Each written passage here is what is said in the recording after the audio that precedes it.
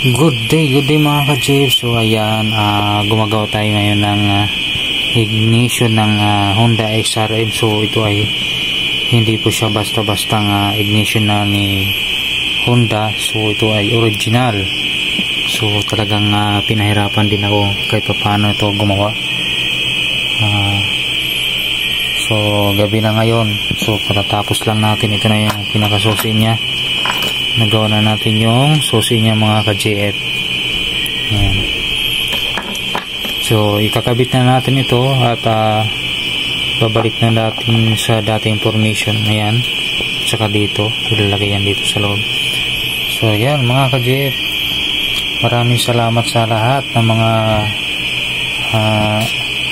mga client natin. So good day mga ka-JF. So ayan, nagawa na natin yung ating ignition sa ating Honda XRM. Tapos na po yan. So pwede na pong magsusi. Nagawa na po natin. So ayan, sa lahat ng mga malapit sa area ko na pwedeng gusto magpagawa, so message lang po ako para sa karagdagang informasyon at para magpagawa kung magpapagawa. Halimbawa na wala yung susi, pwede po tayo yan. So gumagawa po ko na loose key, tawag niyan. So ito na po yung ating ginawang ignition. So ayos na po at ito ay gumagana na.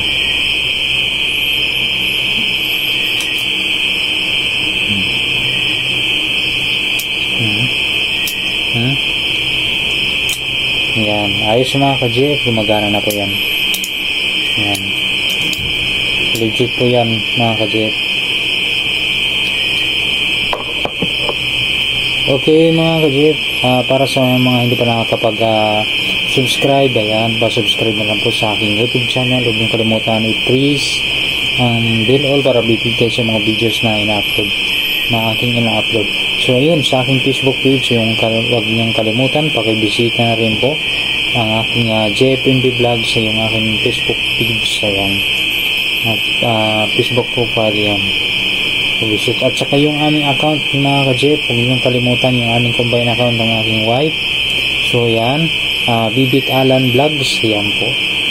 So ayan, pasupport na lang din guys mga ka-JF dyan. Ayan. So yun lang mga ka-Jeep ang aking may papakita sa inyo at itong content na yung araw na to, itong gawin to.